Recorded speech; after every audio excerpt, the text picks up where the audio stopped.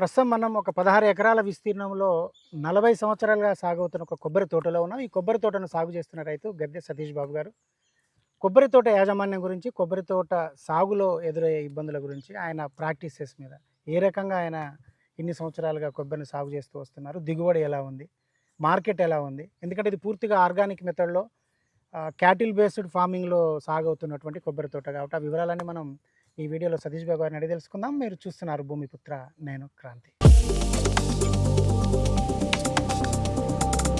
Sir నమస్తే. నమస్కారం అండి. సో ఇది 16 ఎకరాలది. ఇది ఇది ఎన్ని మొక్కలు ఉన్నాయి? 16 ఎకరాల అంటే ఇది సార్. 16 ఎకరాల కొబ్బరి తోట. సార్. అప్పుడు ఏంటంటే 968 మొక్కలు అయితే వేశారు. మా ఓకే. నాన్నగారు 41 సంవత్సరాల క్రితం వేశారు. సార్. అప్పుడు అందరూ కూడా ఎవరు చూసినా కూడా 7 గజాలే పెడతా ఉండేవారు కొబ్బరి తోటకి. ఓకే. అంటే దూరం, అవును. చెట్టుకి మధ్యన దూరం. అవును. కానీ ఆ రోజున మా నాన్నగారు 10 గజాలు పెట్టారు. 10 10 గజాలు పెట్టినప్పుడు నేను అంటే నాన్నగారు 8 to 10. ఎటైనా సరే 10 ఓకే. ఎటైనా 10 10 by గజాలు 10. 10 అంటే 30 అడుగులు రమారామి ఇద్దరు దాపుగా వస్తుంది. ఓకే. మా నాన్నగారు అడిగేవాడు, నాన్నగారు ఇన్ని మొక్కలు తగ్గిపోతున్నాయి కదా, మనకి రాబడి తగ్గిపోద్ది, అవును. అందరూ 7 గజాలు పెడుతున్నారు కంటే మనం పశువులు మేయొద్దా, ఎండబడాలి, అది పడాలి, ఓకే. నేల మీద మొక్క మొలవాలి, ఓకే. అవి తినాలి, తిరగాలి అని అనేవారు. అప్పుడైతే నిజంగా అర్థమయ్యే కదా కాదు. ఏంట్రా నాయనా ఇలా చెప్తారు, చేదస్తం కొద్దీ ఓకే. ప్లేస్ వేస్ట్ అయిపోతుంది. వేస్ట్ అయిపోతుంది, ఇంకా మొక్కలు ఎక్కువ పడతాయి కదా. అవును. అంటే మీకు 16 ఎకరాల మీద 8 మొక్కలు వేసుకున్నా కానీ 115 115 రమారామి పడతాయి, 100 పైన. అంత వేస్ట్ అయిపోతుందని నా ఉద్దేశం. ఓకే. సరే, అది అయిపోయింది. మొక్కలు 6 సంవత్సరాలు 7 సంవత్సరాలకి కాపు మొదలుపెట్టినాయి. అక్కడి నుంచి జరుగుతూ ఉంది. ఓకే. అప్పుడు కూడా చాలా ఒక హార్టికల్చర్ డిపార్ట్మెంట్ వాళ్ళు, కోకోనట్ బోర్డ్ ఆఫ్ ఇండియా వాళ్ళు మా అందరినీ, యంగ్స్టర్స్ అందరినీ కూడా కొచ్చిన్ తీసుకెళ్లారు. కొచ్చిన్ తీసుకెళ్ళి, అది మర్చిపోయాను, అది పేరు, ఒక ఇంత కాయ ఉంటుంది, ఏమంటాం దాన్ని, ఇది ఐస్ క్రీమ్లో వాడేది అనుకుంటండి ఆ కాయ. ఓకే. అవి కాపించడం అనమాట. ఈ చెట్లకి స్ట్రింగ్ అంటే పూసలు కట్టి, వెనీలా, ఎస్ ఎగ్జాక్ట్లీ. అది వేస్తే ఎకరానికి ₹1,00,000 వస్తున్నారు ఆ రోజుల్లో. 1,00,000 అంటే చాలా ఎక్కువ. అలా ఎకరం కూడా అప్పుడు 1,00,000 ఉందో లేదో తెలియదు. భూమి ఎకరానికి 1,00,000 వస్తుంది అని చెప్పి వాళ్ళు చెప్పారు. నేను మిరుమిట్లు కొలిపినట్టుగా ఇంటికి వచ్చేసేసి 1,00,000 వస్తుందంట, అదంట. నువ్వు అవన్నీ కడతావు, మన గేదెలు ఎక్కడ, ఆవులు ఎక్కడ తిరుగుతాయి అనేవారు. ఎప్పుడు చూసినా మా నాన్నగారు వీటి గురించే తప్పించి కానీ వేరే దాని గురించి ఎప్పుడు ఆలోచించేవారు కాదు. సరే, ఇది మళ్ళీ మామూలే, ఇది అయిపోయింది, అది పోయింది. అది పెట్టారు చాలామంది, చాలా ఖర్చు పెట్టారు. ఎకరానికి 10,000 చెప్పిన కొనుక్కొచ్చి, ₹1 అది, ₹1 10,000 మొక్కలు పెట్టాలి ఎకరానికి. పెట్టడం వలన ఆ 10,000కి వచ్చిన కాయలు కానీ అవి కానీ తర్వాత ఎవరు కొన్నది లేదు, పెట్టింది లేదు, అంత లాస్ అయిపోయారు. అప్పుడు చెప్పారు, చూసావా ఏమైందో అని అన్నారు. అదొక కనువిప్పు నాకు. రెండో విధానం ఆయిల్స్, ఈ నిమ్మగడ్డి, లెమన్ గ్రాస్ లాంటిది వచ్చింది. భీమడోల్ ఏరియాలో ఒక ఆయన మహారాష్ట్ర నుంచి వచ్చి ఎక్కడో ఒక ఇన్స్ట్రుమెంట్, అది అసలు నిజంగా లెమన్ గ్రాస్ తీటాకి వాడతారా లేదా ఎవరికి తెలియదు, అదో దాన్ని తీసుకొచ్చి ఫిక్స్ చేసి వెళ్ళిపోయాడు. ఇంకా ఎవరో కూడా నడిచిన వాళ్ళు లేరు కింద. లెమన్ గ్రాస్ వేస్తేనే మనుషులు అన్నట్టుగా విపరీతంగా లెమన్ గ్రాస్ వేశారు.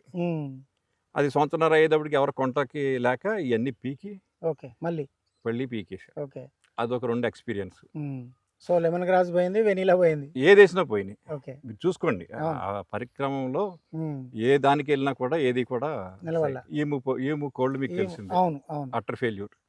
ప్రతిదీ అలా ఫెయిల్యూర్ అయింది. మా నాన్నగారు ఏవైతే చెప్పారో అవన్నీ ఫెయిల్యూర్ అయ్యారు. సో ఇంకా నేను కూడా ఆయన మార్గంలోకి వచ్చి కొబ్బరి మీదనే ఇక నో ఇంటర్ క్రాప్ వేయటం వల్ల మనకు లాస్ అనేది తెలిసిపోయింది. సో దాంతో లేకపోకుండా పశువులే మనకు అన్నిటికీ ఇంటర్ క్రాప్, ఇక్కడ అయినా ఎక్కడైనా ఏ మొక్కల్లో అయినా అదే ఇంటర్ క్రాప్ ఇక్కడ అన్నిటికి మించి. సో ఆ విధంగా ఇప్పుడు వచ్చామన్నమాట. ఈ కొబ్బరి వచ్చేటప్పటికి ఇప్పటికి 41 సంవత్సరాలు, 41 ఇయర్స్. ఈ నా తరం అయిపోయింది. మా నాన్నగారు పెట్టడం వలన 40 సంవత్సరాలు నాకు నా తరం దగ్గరికి వచ్చేస్తుంది. ఇప్పుడు నేనేం చేశానంటే, ఈ ఉన్న మొక్కల్లోనే హార్వెస్టింగ్ చేసేవాళ్ళు చాలా చాలా తెలివిగల వాళ్ళు. అంటే వాటి మీద కమాండ్ ఉంటుంది, ఏ చెట్టు మంచిది కాదనేది, ఏది పోతుందని. ఒక 4 చెట్లను సెలెక్ట్ చేశారు. ఆ 4 చెట్లకి ఎర్ర రంగు వేసి వాటిని తీయం కాయలు, వాటంతటా అవి రాలిన తర్వాత చెరువులో వేసి నానబెట్టి తర్వాత మొక్క కడతాం. సో మనం నర్సరీ మనమే డెవలప్ చేస్తాం. మాకైనా కానీ బయట వాళ్ళకి ఇచ్చినా కానీ అమ్మినా కానీ ఆ 4 చెట్ల నుంచి తీస్తాను. వాళ్ళు ఇంకా ఇది తప్పించి ఇంకా వీటిలో ఏం ముట్టుకోవద్దు అన్నారు. సో అది జరిగే ప్రక్రియ. ఈ 41 సంవత్సరాల నుంచి ఇదే విధానంలో చేసుకుంటా మా పశువులని అయితే మేము చెట్టుకే కట్టేస్తాం. ప్రతి చెట్టుకి 2 రోజులు కట్టేస్తాం. మూడో రోజుకి అవన్నీ మళ్ళీ షిఫ్ట్ అయిపోతా ఉంటాయి. వేరే చెట్లకు. అట్లాగా ప్రతి చెట్టుకి కూడా తిరిగి వస్తూ ఉంటుంది అనమాట, ఇలా సర్కిల్ లాగా. సో ఇప్పుడు ఇందులో 630 అన్నారు. 630 ఉన్నాయి ప్రస్తుతానికి. ఎందుకంటే 900 చిల్లర మొక్కల్ని అవి ఒక 5-6 సంవత్సరాల వయసు వచ్చినప్పుడు అప్పుడు 80 దాకా ఉండేవి. ఆవులు కానీ గేదెలు కానీ అన్ని ఎడ్లు కానీ క్యాటిల్ పాపులేషన్ అన్ని 80-83 ఉండేవి. నేను లెక్క పెట్టేవాడిని సాయంత్రం కట్టేసినప్పుడు. ఓకే.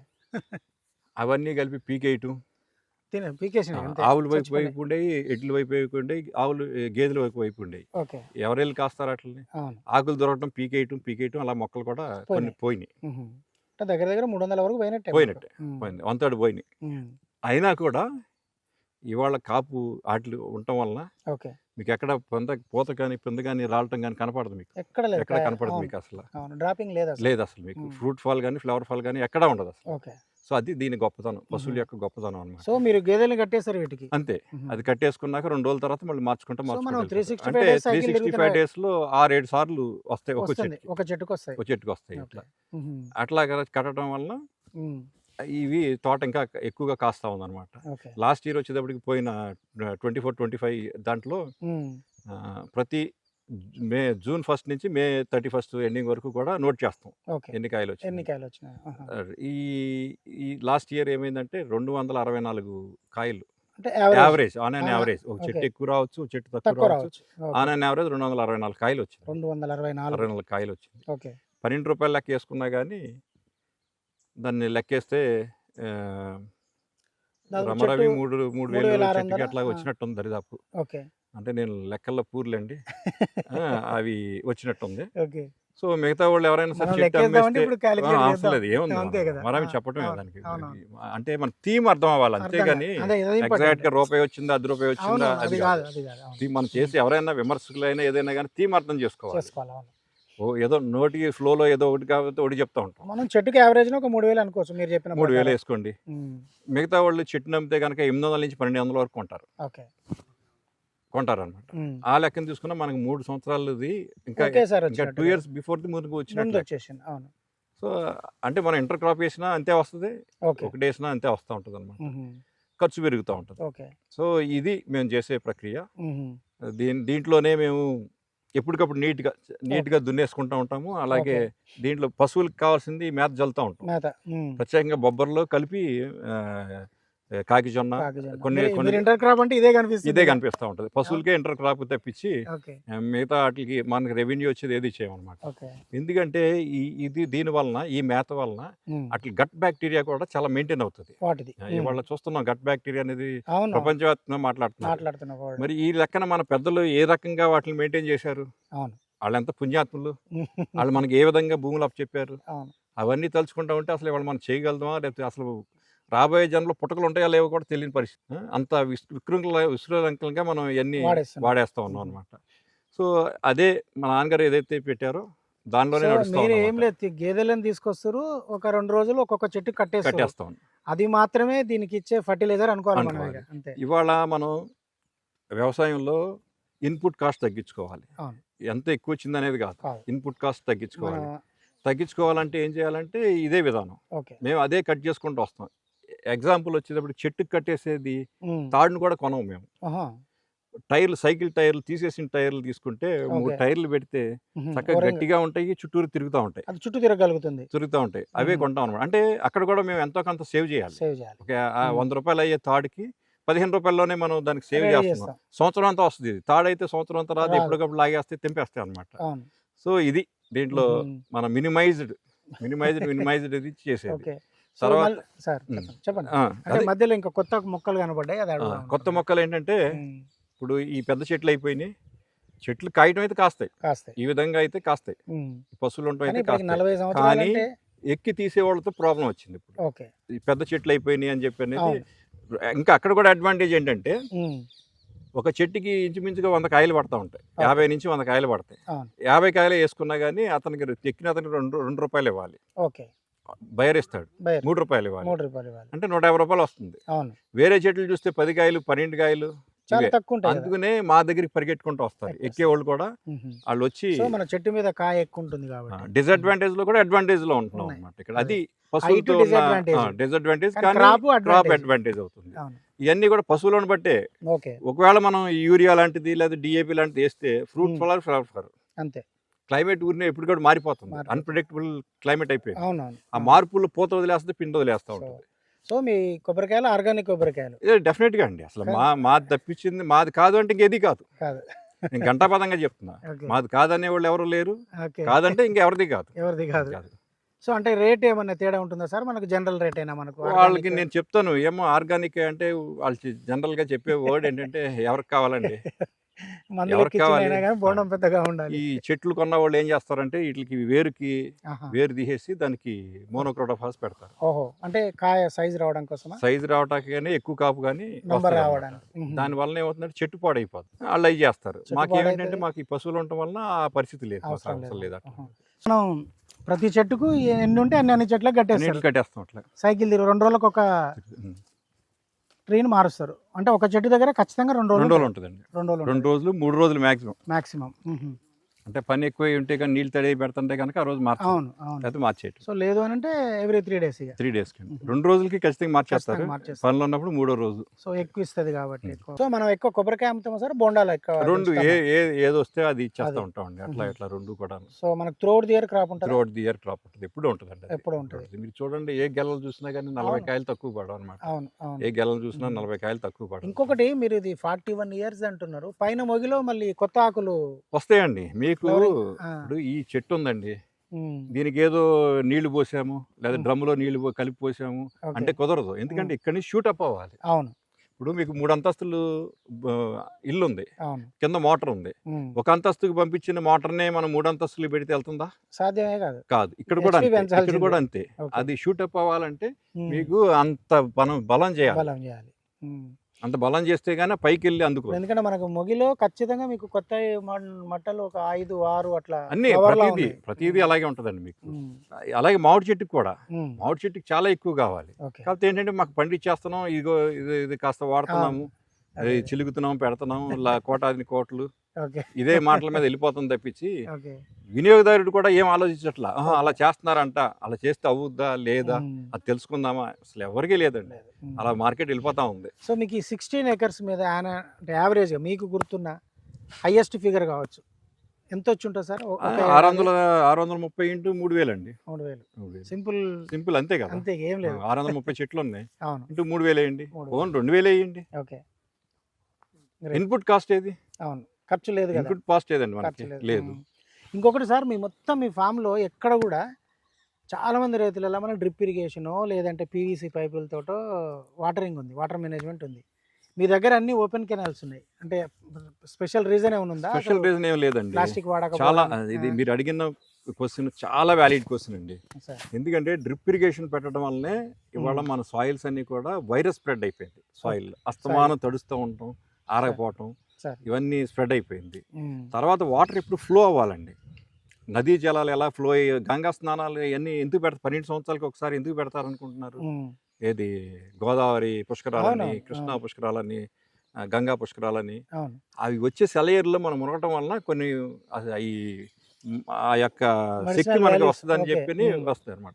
సో అలాగే మన చేలో కూడా అలాగే పారాలి, భూమి మీద నీరు పారాల్సిందే. ఏదో నేను టెక్నాలజీ పెట్టాను, అసలు మాకు ఏమి ఇవ్వకుండా పడుతుంది అన్నప్పుడు ఇంక మీకు ఇవన్నీ ఎందుకండి? ఈ టెక్నాలజీలు అన్నీ ఎందుకు? అవి కూడా ఎందుకు? సో అసలు ఆ నీరు పారకోకుండా చేసేది ఏం లేదు. మా దాంట్లో ఏ టెక్నాలజీ లేదండి. ఒక ట్రాక్టర్ ఒకటే ఉంది, ట్రాక్టర్ తప్పించి ఆ ఇంప్లిమెంట్స్ ఏంటంటే ఇలాగా గట్లు లాక్కునే ఇంప్లిమెంట్, సింపుల్ బోధులు లాక్కుంటాకి, నీళ్ళు వెళ్ళటానికి బోధులు లాగటానికి, అంతే తప్పించి వేరే ఏ ఇంప్లిమెంట్ లేదు. మీకు అక్కడ పాంపాండ్ ఉంది, వాటర్ కాలువ ద్వారా వచ్చేస్తుంది. రెండు మోటార్ల వాటర్ ఫామ్ పాండ్ లోకి వెళ్తాయండి. ఫామ్ పాండ్ లోకి ఎందుకు వెళ్తాయంటే ఆ రోజు వాటర్ 2 బయటకు వచ్చేసింది అంటే ఫ్రెష్ వాటర్ అయిపోతుంది. మా గేదెలు నీళ్ళకి వెళ్ళేది 11ంటికి వెళ్తాయి, ఈ లోపల ఫ్రెష్ వాటర్ అయిపోతుంది. అవి వెళ్ళి ఫ్రెష్ వాటర్ తాగి, వాటర్ కూడా మంచిది తీసుకోవాలి, ఫ్రెష్ వాటర్ తాగి అక్కడ పొడుకుని మళ్ళీ వస్తాయి అనమాట. అట్లా పొడుకుని వస్తాయి. సో అది దీని యొక్క ఒక విధంగా అటు ఉపయోగపడుతుంది, ఒక విధంగా ఇటు. సో అంటే ఇట్లా మనం భూమి ద్వారా నీరుని పారించడం వల్ల లాస్ అంటే వాటర్ లాస్ ఎక్కువ ఉంటుంది కదా, ఎవాపరేషన్ లాస్ కూడా ఉంటుంది. సో ఎక్కువ వాటర్ యూసేజ్ అవసరం పడుతుంది కదా ఏమండి, నా సిస్టానికి నేను అడ్వాంటేజ్ ఏంటో నేను చెప్పుకుంటానండి. మిగతా వాళ్ళు ఏదో చెప్తారు. ఓకే, ఇక్కడ అసలు వాటర్ తీసుకోదు. మీకు ఎప్పుడైతే పశువులు తిరుగుతున్నాయో వాటర్ చాలా తక్కువ అనమాట. ఎక్కడైతే వాటర్ స్కేర్స్ ఏరియాస్ ఉన్నాయో అక్కడ పశువులు పెట్టుకుంటే చాలా బ్యూటిఫుల్ గా వస్తుంది అనమాట. క్రాప్ అంతా కూడా పడుతుంది. వాటర్ ఇంటేక్ తక్కువ. మా మోటార్లు ఉన్నాయంటే 6 నెలలు కట్టేసి ఉంటాయి, అవసరం లేదు. సో ఇంటేక్ తక్కువ అనమాట. ఇది రెయిన్ సీజన్ అప్పుడు మీకు చూపిస్తాను వాటర్ అసలు ఎలాగ గ్రౌండ్ లోకి పెర్క్యులేట్ అవుతుందో మీకు చూపిస్తానండి. ఇప్పుడు అందరూ ఏం చెప్తారంటే ఓసి ఆర్గానిక్ కార్బన్ అంటారు. ఆర్గానిక్ కార్బన్ ఉంటుంది, పెంచుకోవాలంటారు. ఇప్పుడు ఇక్కడ ఎండ పడుతుంది, అక్కడ ఆర్గానిక్ కార్బన్ ఎవాపరేట్ అయిపోద్ది. ఇక్కడ నీడ ఉంది, ఇక్కడ కొంచెం ఉంటుంది, ఇక్కడికిక్కడే వేరియేషన్ వస్తుంది. మీకు అర్థమైందండి? నీడలో ఒకలాగా ఉంటుంది, ఎండలో ఒకలాగా ఉంటుంది, వాన పడితే ఒకలాగా ఉంటుంది. అది అప్పటికప్పుడు మారిపోతూ ఉంటుంది. మీరు 2% నాది 2% వచ్చింది, 3% వచ్చింది స్కేల్ లాగా, అదంతా శుద్ధ అబద్ధం అనమాట. మనం ఎప్పుడైతే ఈ పశువులు కట్టుకుంటున్నామో అప్పుడు పెరుగుద్ది, మళ్ళీ వెంటనే పోద్ది. పంట వేయగానే మళ్ళీ పోతుంది. ఆఫ్రికా అంటారండి, తలకాయ నొప్పి ఆఫ్రికా. ఆఫ్రికాలో 4% ఇది ఉన్నది. ఒక్క మొక్కజొన్న వేస్తే 0.02 వచ్చేస్తుంది ఆర్గానిక్ కార్బన్. అసలు ఇక్కడ ఏమీ లేదు మనకి. ఇక్కడ నా దాంట్లో పెరిగిపోయింది, నా దాంట్లో పెరిగి మీరు తినాలి, మా తినాలి. అసలు అంటే నేను ఎందుకు చెప్తున్నానంటే ఈ యూజర్స్ ఉన్నారు కదా, కన్జ్యూమర్స్, వాళ్ళు అప్గ్రేడ్ అవ్వాలి, కొంత స్టడీ చేయాలి. అసలు ఏంటి ఏదో చెప్తున్నారు వీళ్ళు, ఇది నిజమా కాదా అవన్నీ అర్థం చేసుకుని అప్పుడు వాళ్ళు ఎంచుకోవాలి రైతుల్ని. రైతుల్ని ఎంచుకుని చాలా మంది రైతులు ఉన్నారండి, నిక్కచ్చిగా చేసే రైతు ఎవడొకడే వాళ్ళు పాడైపోయాడు, వెనక్కి వెళ్ళిపోయారు. వాళ్ళందరూ నేను చూపిస్తాను మీకు. ఏది మీరు తినాలి మా తినాలి అని 4 మాటలు చెప్పి స్టేజ్ లెక్కి చెప్పేవాడు ముందుకెళ్తున్నాడు. ఇంకా వీళ్ళందరూ అసలు వాళ్ళు వెనక్కి వెళ్ళిపోతున్నారు. సో మామూలుగా కొబ్బరిలో వచ్చే ఇబ్బందులు ఏముంటాయి సార్ రైతుకు? అంటే కొబ్బరిలో ఎక్కువగా పోత పింద ఇదండి. తర్వాత ఈ రూగోస్పైర్లింగ్ వైట్ ఫ్లై అని ఫస్ట్ అమెరికాలో స్టార్ట్ అయింది, సౌత్ అమెరికాకి వెళ్ళింది, అట్లా ట్రావెల్ అవుతా కేరళకి వచ్చింది, కేరళ నుంచి మళ్ళీ మనకు వచ్చింది. అది ఇట్స్ ఎ బిగ్ థ్రెట్. అది ఫ్యూచర్ జనరేషన్స్ కి మాత్రం చాలా థ్రెట్. మా పక్కన పామాయిల్ చూడండి, అంతా మొత్తం మీకు తెల్లగా అయిపోయింది, అంతా మట్టల మీద వస్తుంది. ఈ కొబ్బరిలో చూడండి, మేము కట్టడం వలన యూరిన్ ఇక్కడే పాస్ చేస్తాయి కదండి. ఈ వాటర్ పెట్టినప్పుడు ఈ యూరిన్ కూడా రూట్ సిస్టమ్ ద్వారా పైకి వెళ్తుంది. పైకి వెళ్ళిన తర్వాత అది ఆపుతుందండి. మనం చేసింది ఏమి లేదు. సో మీరు అదనంగా ఎక్స్టర్నల్ గా ఏమి ఇవ్వలేము మనం దానికి. నో ఎక్స్టర్నల్ ఇన్పుట్స్ అండి. మా గేదెలకైనా ఎక్స్టర్నల్ ఇన్పుట్స్ ఏమి లేవు, ఓన్లీ తిరగటం, తినటం, మేయటం. ఈ అంటే వాటి పేడ మూత్రంతో వచ్చిన బలమైన ఆహారమే అవి తీసుకుంటున్నాయి. అప్పుడు వాటి బ్యాక్టీరియా డెవలప్ అవుతుంది, గట్ బ్యాక్టీరియా బాగుంటుంది, బయాలజికల్ కండిషన్ బాగుంటుంది. అంతే తప్పించి మనం కట్టేసి ముదుగు తాళ్ళు పెట్టి కట్టేసి. రెండోది ఏంటంటే మన భారతదేశంలో ఎప్పుడు కూడా ఈ సిమెంట్ చేసింది ఎక్కడ లేదండి. మన పెద్దలందరూ డైరీ ఫామ్ లో అదేమైందంటే కొత్తగా 87, 95 నుంచి 87 నుంచి స్టార్ట్ అయిందండి. అప్పుడు చంద్రబాబు నాయుడు గారు సీఎం కింద ఉండగా కొంతమందిని మెక్సికో, కొంతమందిని బ్రెజిల్ పంపించారు. వాళ్ళు అక్కడికి వెళ్ళి చూసి షెడ్స్ లో చూసి ఆ బ్రెజిల్ సిస్టమ్ ఒకటిను మెక్సికన్ సిస్టమ్ ఒకటి మనకు తగలెట్టారు. అసలు వాటి మీద పడుకోకూడదు. మన గేదెలైనా ఆవులైనా సార్ మట్టి మీదే పడుకోవాలి. అందరూ వాళ్ళు షెడ్లన్నీ కట్టేసేసారు, షెడ్ లో పెట్టేస్తున్నారు, సిమెంట్ లో పెడుతున్నారు, అట్లా ఫ్యాన్లు పెడుతున్నారు, అవి పెడుతున్నారు. అంతగా వాటిని ఇంకా అట్లా బ్యాక్టీరియా ఉంటుంది, బాడీ కండిషన్ ఏముంటుంది, బయాలజికల్ కండిషన్ కోల్పోయింది. సో అవన్నీ కూడా ఇవాళ ఎడ్యుకేట్ అవ్వాల్సిన తల్లిదండ్రులు డబ్బులు ఎలా సంపాదిద్దామా, మన పిల్లల్ని ఎలాగ డబ్బులు వచ్చే యంత్రంలాగా తయారు చేద్దామని కాకుండా ఆహారం ఏది పెట్టాలి, ఆరోగ్యం ఏది ఉండాలి, ఇవి వాళ్ళు సర్కస్ చేయాల్సి. సో కొబ్బరి సాగు చేయాలనుకునే రైతులకి ఏం చెప్తారు సార్ మీరు, మీ సలహా? కొబ్బరి అని కాదండి, ఏ పంట అయినా మనం ఏడ్చానికి వేసుకుందాం అనుకుంటే ముందు ఇట్లా గేదెలు కట్టేసుకోవాలండి. ఆవులైతే ఆవులు, గేదెలైతే గేదెలు కట్టేసుకోవాల్సింది ఖచ్చితంగా. ప్రతి పంటకి ముందు ఆహారం ఇవ్వాలండి. ఆహారం ఏమో మన బ్యాంక్ బ్యాలెన్స్ లేక బ్యాంక్ లో ఉండదు. ఎందుకంటే ఇప్పుడు మనం ఈ చల్లాము, ఇవి వస్తున్నాయి, ఈ చల్లకపోయినా వేరే దేవుడు మొలుస్తుంది. అది ఆహారం తీసుకుంటుంది. అక్కడ ఆహారం ఏమి ఉండదు, అక్కడ శూన్యం. సో మనం మళ్ళీ ఇస్తూనే ఉండాలి ఎప్పుడూను. మనం ఎలాగా రోజు 3 సార్లు ఎలా తింటాము, భూమి కూడా పంటకి మనం బలవర్ధకమైన ఇవ్వాల్సింది, మనం కట్టుకోవాల్సింది. ఇలాగా మేము ఏదైనా పంట వేసే ముందు దున్నుకుని దాంట్లో కట్టేసుకుని, ఆల్రెడీ అంత ముందు కట్టేసి ఉన్నా సరే మళ్ళీ కట్టేసుకుని అప్పుడు మళ్ళీ పంట వేసుకుని, ఇప్పుడు ఇవన్నీ కట్టినాయి అలాగా. కట్టిన తర్వాత ఇప్పుడు వేసుకున్నాం. ఓకే. సో ఇప్పుడు ఇది ఇందులోకి తీసుకురారు ఇక కట్టడానికి ఇప్పుడు చెట్లని. ఇప్పుడు మేటాకే వస్తాయి తర్వాత 40 రోజుల తర్వాత తర్వాత వస్తాయి. మేటాకి వచ్చేస్తాయి. ఓకే. మేసిన తర్వాత మళ్ళీ దున్నేసి మళ్ళీ కట్టేసి మళ్ళీ చల్లుకుంటాం. మళ్ళీ చల్లుతారు. మళ్ళీ చల్లుతాం. ఓకే. ఈ లోపల ఆ పక్కది ప్రిపేర్ చేసుకుంటున్నాం. అక్కడ దాంట్లో కడతాం, అవును. బలం చేసుకున్నాక అది చల్లుతాం. ఓకే. ఇది 40 డేస్ అయిపోయేది. 40 డేస్ తర్వాత మేపటం తర్వాత అయిపోతుంది అన్నాక దాంట్లో మేపుకుంటాం. దాంట్లో మేపుకుంటారు, మేపు- దీంట్లో కట్టేస్తారు. దీంట్లో కట్టేస్తాం వస్తాయి. అట్లా. అంతే. సో మీది ఒకటే సొల్యూషను, మెయిన్ సొల్యూషను, ఎలాంటి ఎరువులు పురుగు మందులు వాడకుండా కేవలం గేదెలతోటే మీరు వాటికి అవసరమైన ఇస్తున్నారు. అంటే నాకు అర్థమైంది మీ మనకి farm అంతా అసలు తిరిగి చూసినాక. లోనకి ఏమి తీసుకొచ్చే అవసరం లేదండి. లేదు. మనం వాటిని నమ్ముకుంటే ఓకే. మనకి ఏమి ఇప్పుడు కొబ్బరి మొక్క ఉందండి, దీనికి మాకు గేదెలు లేవు, ఆవులు లేవు, వదిలేసేయండి. ఓకే. దీనికి ఏం చేయాలి? ఏదో ఒకటి ఇవ్వాలి, ఎరువు ఇవ్వాల్సిందే. ఏదో ఒక ఎరువు ఇవ్వాలి. అవును. ఇప్పుడు అవి ఉన్నాయి అనుకోండి, మనం ఇవ్వక్కర్లేదు కదా. తెల్లకి. ఒకటి. మ్మ్. రెండోది, ఇప్పుడు దూడ పుట్టింది అనుకోండి, నెక్స్ట్ ఇయర్కి పడ్డ అయిపోద్ది, అవును. ఆ పై ఇయర్ గేదె అయిపోద్ది, ఆ పై ఇయర్ మనం అమ్ముకుంటే డబ్బులు వస్తాయి. అవును. చేంజెస్ త్వరగా వచ్చేస్తుందండి దాంట్లో. సో ఇన్కమ్ కూడా వస్తుంది. దాని ఇన్కమ్ నుంచి. కూడా వస్తుంది. అంటే 4 ఫేసుల్లో మనకి 4 రకాలుగా. సో అంటే మనం- ఇట్లా మినిమైజ్ చేయడం వల్ల మీరు అంటే ఇన్పుట్ని మీకు యావరేజ్ ఒక ఎకరానికి ఎంత వస్తుంది సార్ ఖర్చు ఏడాదికి? సో లేబర్ అనుకోండి, మీ ఎంప్లాయీస్ అనుకోండి, ఈ 25 ఎకరాల్లో మ్మ్. 3 మనుషులండి, ముగ్గురు మనుషులు. 4.5 లక్షలు, సంవత్సరానికి 5 లక్షలు వేసుకోండి. ఓకే. అది నాది 1 లక్ష ఆయిల్కి ఖర్చు చేసుకోండి, అవును. 6 పెరగడానికి లక్షలు. అనుకుందాం. ఓన్ ఇంకో లక్ష మిస్లేనియస్ వేసుకోండి, ఓకే. 7 లక్షలు. ఓకే. 7 లక్షలకు మించి ఒక పైసా కూడా నాకు ఇన్పుట్ కాస్ట్ లేదు. లేదు. అంటే ఈ మోటార్లు పోవటం అయిపోవటం అవన్నీ మనం అది వేరే, అది అవును. దీంట్లో రెగ్యులర్ ఖర్చు కాదు. అది కాదు. పోయినప్పుడు చేయించుకుంటాం, లేకపోతే లేదు. లేకపోతే లేదు. లేదు. 2015లో వేసేవాడి 10 ఇయర్స్ అయిన తిరుగుతాను ఉంది మోటార్, అది అవును. ఎవ్రీ ఇయర్ లెక్కే ఉందండి. అవును. సరే, అది దాని పక్కన పెట్టేస్తే 7 లక్షలు అయింది. 7 ఫోన్ లక్షలు. ఇంకొక 1 లాక్ వేసుకుంటే 8 లాక్స్ పోతుంది. అవును. 8 లాక్స్ పోతే నాకు సంవత్సరానికి 7-8 గేదెలు అమ్ముతానండి. మ్మ్.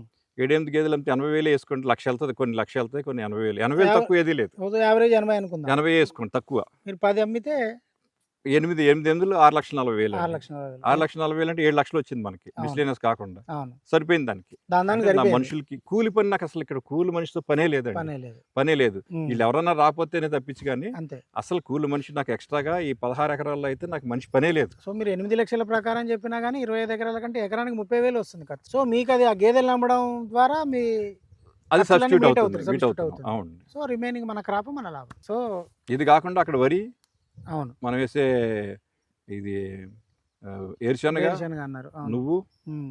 వేరుశనగ, నువ్వు, వరి, మినుము, పెసర, ఓకే. బొబ్బర గేదెలకి, అవును. Fodder fodder. 7 రకాలు, కొబ్బరి 8, అవును. కూరగాయలు ఇంట్లోకి అవును. ఎన్ని వేసామండి ఇప్పటికి? 8 రకాల వీటిని అవును. మనం సింక్రనైజ్ చేసుకుంటాం. సింక్రనైజ్ చేసుకుంటూ పంటలు వేసుకుంటున్నాం అనమాట. అంత ప్లాన్డ్గా వేసుకుంటున్నాం అండి. ఓకే. సో అంటే మొక్క ఇప్పుడు మీరు గేదెని కట్టాలి సార్, ఇది పెద్దది కాబట్టి కట్టిర్రు. ఇప్పుడు మనం మొక్క తీసుకొచ్చి నాటుతాము అంటే ఏ సంవత్సరం నుంచి మనం గేదెలు కట్టాలి? 7 ఏళ్ళు పడుతుందండి. అప్పటిదాకా దాన్ని కట్టడానికి లేదు, కడితే మొక్క లాగేస్తాయండి, లాగేస్తాయి. లాగేస్తాయి. అప్పటిదాకా వాటి పరిస్థితి ఏంది? వాటికి ఇక్కడ ఏమి కట్టిన ఇవ్వాలి మనం? దాంట్లోనే పేడ దాంట్లో తీసుకుని వేస్తారు, సో దీన్ని మాన్యూర్ అక్కడ అక్కడ వాడేస్తాం. పెడతారు. అంతే. దీంట్లో ఇసిరేయటమేనండి అంతే, దాంట్లోకి. దాంట్లోకి అంతే. సో కొత్తగా ఎవరన్నా పెట్టుకున్నా కానీ అదే ప్రాక్టీస్ చేయొచ్చు. తప్పదండి ఇక. మ్మ్. అది లేకపోతే అసలు లేదండి, లేదు. మన భూమిలో అసలు ఏమి బలం అంటూ లేదు. ఓకే. అంతా అయిపోయింది. మ్మ్. ఇప్పుడు ఒకవేళ ఈ పద్ధతి రాలేదనుకోండి, మ్మ్. 5 సంవత్సరాల తర్వాత అయినా సరే, మ్మ్. డెత్ బెడ్ మీద ఉంది వాళ్ళ సాయిల్ అంతా, 5 Okay. సంవత్సరాల తర్వాత అయినా సరే ఖచ్చితంగా రావాల్సింది. మళ్ళీ ఇక్కడికి రావాలి. రావాల్సింది ఈ విధానానికి ఖచ్చితంగా వస్తారు. ఓకే. అందుకనే నేను ఎవరికి చెప్పను మీరు రండి చేయండి అని చెప్పను. మ్మ్. వాళ్ళంతా వాళ్ళు రావాలి, వచ్చి చూడాలి. వాళ్ళకి అంటే దెబ్బ తగిలితేనే కానీ అప్పుడు రారు. నొప్పి తెలియదుగా. Okay. Okay sir, thank you. Thank you అండి. సార్.